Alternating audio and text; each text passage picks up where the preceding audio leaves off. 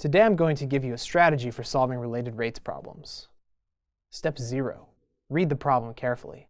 Think about what quantities are changing and what quantities might be constant.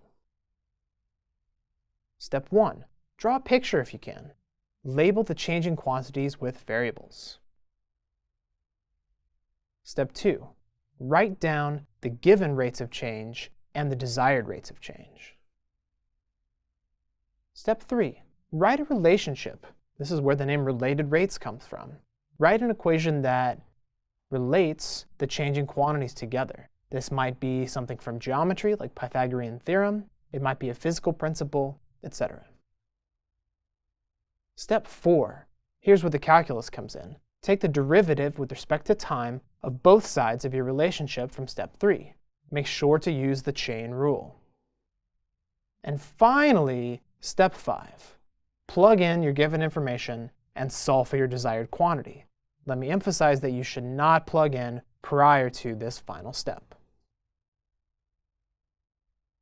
Now that we've outlined the strategy, let's apply it on a specific example. A spherical balloon is being inflated at the rate of 10 pi cubic centimeters per second. How fast is the radius of the balloon growing at the instant in time when the radius is 2 centimeters? Step 0. Read the problem carefully. Feel free to reread the problem if you want. Step 1. Let's draw a picture. I'm going to try to draw a perfectly spherical balloon, at least good enough that we can think about it. There it is. There's my perfect sphere. Now let me think about what quantities on this sphere are changing.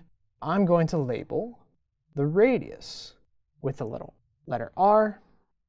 And the volume of this balloon is also changing, so maybe I'll just kind of write a V here to help me think about that. Next, write down the given and desired rates of change. Well, what's desired is how fast is the radius of the balloon growing. That's dr dt. Since I'm being asked to solve for that, maybe I'll write dr dt equals question mark. Even better, I'm going to write dr dt with this evaluation bar that says I really want dr dt at the instant when the radius is 2. So let's put dr dt evaluated when r equals 2. Now it's subtle, but there's another rate of change that's actually given in this problem, and that's the rate of change of volume. Can you tell by these units, cubic centimeters per second, that that is dv dt equals 10 pi. Okay, so we've got our given rate of change and our desired rate of change. The next step is to write a relationship. Here it should be clear that we need the relationship that's the formula for the volume of a sphere. Do you remember the volume of a sphere is 4/3 pi r cubed. Now I'm going to write this relationship in a special way to emphasize that both v and r are changing with time. So let's write v of t equals 4 pi over 3 r of t cubed. This will help remind you that those quantities are changing with time, and it'll help us on our next step when we take the derivative with respect to time. So let's do that. Let's take the derivative with respect to time of both sides of the equation. On the left, we come up with dv dt. On the right is where we really need to remember the chain rule.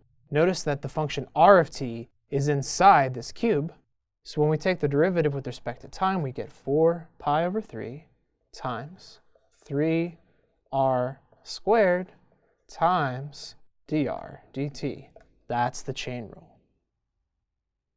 Now after correctly differentiating, we're finally to the last step where we get to plug in our given information. We can plug in dv dt as 10 pi. We can plug in now that we want to know what's happening at the instant in time when r equals 2. And notice that the only thing left unknown is the quantity dr dt. After a little bit of algebra, you can see that 5/8 centimeters per second is dr dt.